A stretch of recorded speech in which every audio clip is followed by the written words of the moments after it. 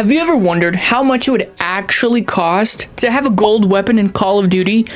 I would say 99% of you have never even thought about this, but it's something that I think about, and it's something that keeps me up at night, so I wanted to get to the bottom of it. Call of Duty is known for its fast pace and arcade-like shooter multiplayer. It's always chaos, and one of the staples in Call of Duty is always the extravagant weapon skins, and that includes the sought-after gold camo. Well, with Call of Duty being an absolute dumpster fire in recent years, and finally some strong competition from other developers and games, Battlefield 6, I went back to when Call of Duty was in its prime and when the gold was absolutely beautiful. But I didn't want to do another standard video essay or analysis.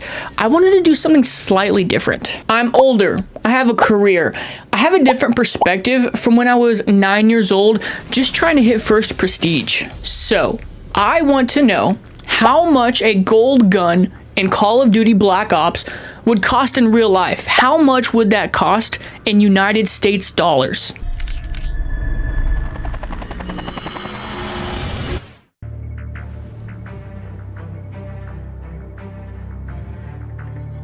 Call of Duty Black Ops was released on November 9th, 2010, and was set in the Vietnam War era, 1960s to 1970s. Black Ops quickly became one of the best-selling games of the era, with the action-packed campaign, the ultra-thrilling zombies mode, and a rewarding, fast-paced multiplayer.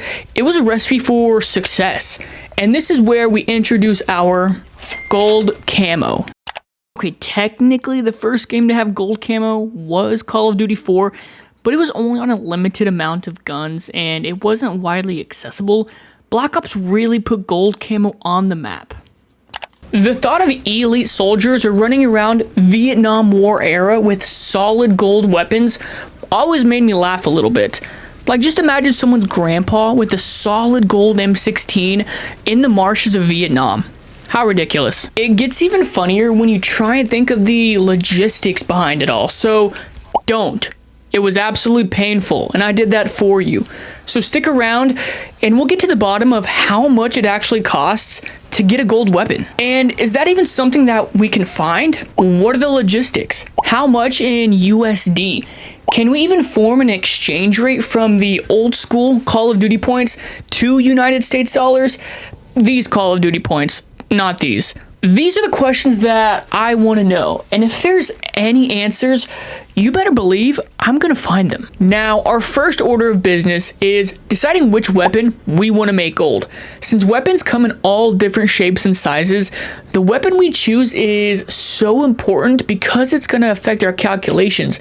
Now, I couldn't decide between the legendary sniper, the L96, or the classic AK-47, so I landed on the AK-47 due to how famous and well known it is. Plus, it's a medium-sized weapon, and I feel like a medium-sized weapon will give us an all-around better scope of how much it's actually going to cost to get gold. Next, we have to find the dimensions of the AK-47, and without having the actual rifle or a 3D model, it's nearly impossible to get the exact dimensions, and I don't have either of those things. But do you know what I do have? I have shapes. The easiest way to do this is by using simple 3D shapes and taking the approximate dimensions of the AK-47. I used a couple different weapon databases to get these approximate dimensions. I will link those in the description if you want to check my work. So we need to go through each individual part of the AK-47, equate that into a simple 3D shape using the dimensions. For example, the barrel is going to be shaped like a cylinder, so we can do a simple cylinder calculation to find the surface area, and we can plate that gold. Using the estimated dimensions, we measure that the length of the barrel to be 415 millimeters tall and 20 millimeters in diameter. We can then plug these measurements into the area of a cylinder formula, which is this, and it comes out to 26,066 millimeters squared. In this calculation, we ignored each end of the barrel since obviously one side is going to be open and the other side is going to be connected to the receiver. Also, we're going to have these calculations in millimeters. I will convert those into centimeters and inches a little later on, but right now we're going to keep these in millimeters just to keep things easy. Okay, there was an example. Now, I'm going to have to do a ton of math. It's going to be super boring. We'll do a speed run compilation, and I'll get back to you when we have all of our measurements.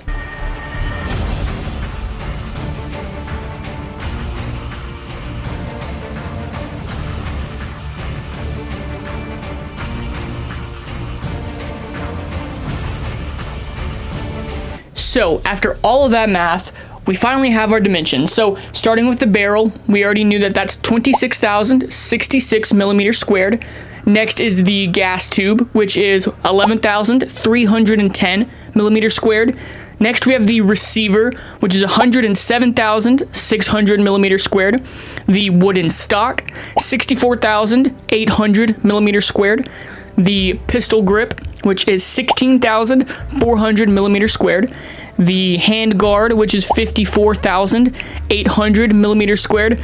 And finally, we have the magazine, which is also 54,800 millimeters squared. That was just pure coincidence. So, after adding all of these up, the subtotal for the dimensions of the rifle comes out to be 335,776 millimeters squared. We're gonna add about a 10% small parts allowance. So this is just gonna add 10% for switches, sights, little nooks and crannies of the rifle that could add to its dimensions. So after adding the 10% small parts allowance, the final subtotal comes out to 369,354 millimeters squared. I'm going to convert this final number into some other measurements just so you can get a better idea. This is going to be 3,690 centimeters squared. We have 0.369 meters squared. Comes out to 572 inches squared and 4 foot squared. I did these math calculations a couple of times using the average dimensions and some slightly different numbers, and every time I did it, it came out to be around 3,500 to 4,000 centimeters squared, or about 540 to about 640 inches squared. So this range is a variable, but I went with the average, and I think these numbers are going to accurately depict what I'm going for. Now, we finally have all the dimensions. There's a few more things that go into plating a gold weapon, so let's tackle those. First, under military rule MIL DTL 45204 states the allowed thickness for anything gold plated. Usually this is for electrical engineering and those sorts, but it also can apply to weapons. The allowed thickness ranges from 0.5 micrometers, which is very brittle, all the way up to 12.5 micrometers, which is like heavy plating. Since the Black Ops Gold looks pretty heavy duty, I've never seen it be brittle, but it doesn't look like it's heavy plated. We're gonna go for a slightly under heavy plating, which is about 10 micrometers in thickness for our gold plating. Okay, we have the dimensions, we have the thickness in micrometers. Let's finally put gold on this baby. Okay, for the math that we need to plate the weapon gold, which I promise is our last round of math, we need to find a couple of different values. So first, we're gonna find the volume that we're gonna need. So we're gonna take the 3,690 centimeters squared. We're gonna multiply that by the 10 micrometers. This comes out to 3.69 centimeters cubed. Now, we're going to take that volume and multiply that by the mass of gold. So this calculation comes out to 3.69 centimeters cubed, which is what we just calculated, multiplied by the density of gold, which is 19.32 centimeters. And this comes out to 71.29 grams. So we're going to need 71.29 grams of gold to cover our AK-47. And finally, we need to take that 71.29 grams, multiply that by the spot price of gold in grams, which is about $107.90. This comes out to $7,692 to plate our AK-47 gold. So after going through geometry class and chemistry class, we finally have a value of how much it's going to cost to get our gold AK-47, and that value was $7,692 real world dollars to get a gold weapon. This doesn't include if you have to purchase your AK-47 or any modifications you make to your AK-47. This is just the cost to plate the weapon gold. Really? That's not that bad. With how good gold looks in Black Ops, I was kind of expecting it to be more. We've done the painful task of doing the real world calculations, but let's go back and look at it in game. How much does it cost inside of Black Ops? To begin, you have to hit 14th prestige just to be able to have the option to purchase gold camo. And if you think about the time value of how long that actually takes, you need about 15.6 million XP just to get to 14th prestige. Once you've conquered that feat, you just need a measly 50,000 Call of Duty points to purchase your gold camo. Now, in my testing for getting gold camo, I would get about 1,000 Call of Duty points per game, sometimes a little less. So I would say 800 to 1,000 Call of Duty points per game. And if we use the average, it's gonna take about 50 games once you're at 14th prestige just to purchase gold. Now, there are some shortcuts that can help speed up this process. Call of Duty Black Ops has special contracts, which just takes on a special challenge, and if you complete that challenge, you get a large amount of Call of Duty points. Some of them would be 3,000, 4,000. They also have wager matches, which allows you to gamble your Call of Duty points. So if you are skilled at the game, you can make this process much quicker. Maybe it's just me because I'm an absolute psycho, but we have the price of gold in United States dollars, and we have the price of gold in Call of Duty points. So do you know what that means? It means we can take those two values and form an exchange rate. A very scuffed one, that is, but exchange rates get me so excited. Since we have both values, all we have to do is take our 50,000 COD points, divide that by the price of the gold. So we have the price in Call of Duty and the price in real life. Divide those two values, and we can find how much for one Call of Duty point equals in United States dollars, or vice versa. So after this calculation, one United States dollar is equivalent to 6.5 Call of Duty points. Since we have this exchange rate, we can get a complete look of how much it's going to cost in its entirety to get a gold AK-47 plus any modifications. So using our exchange rate, the AK-47 costs 2,000 Call of Duty points. If we divide that by 6.5 Call of Duty points per United States dollars, this comes out to $307 USD to purchase the Black Ops AK-47, which actually is very cheap. Especially if we consider an average AK-47 is going to cost about $650 to $1,000. $307 is very cheap. Like I said, this exchange rate is kind of scuffed, and the pricing in Black Ops doesn't equate to real world pricing at all, but it's cool to see. So if we wanted to add attachments to our AK-47, we would want to add, let's say, the suppressor, which is 2,000 Call of Duty points. Coincidentally, the same price as the AK-47.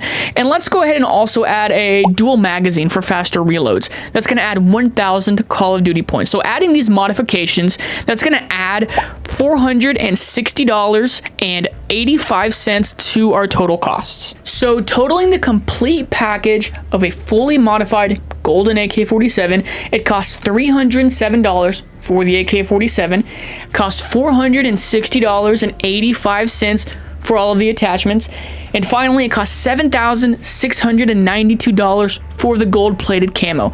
This totals $8,182.85 for everything. The more I think about it, the more expensive it starts to get. While the gold-plated calculation I would say is fairly accurate, the calculation for the exchange rate isn't as accurate just because the economic implications in the Black Ops universe is kind of strange. Like, how is an AK-47 and a suppressor the same price? Maybe that's for another day. But at the end of the day, it's super interesting that we can even create an exchange rate in an economy that has no business having an exchange rate.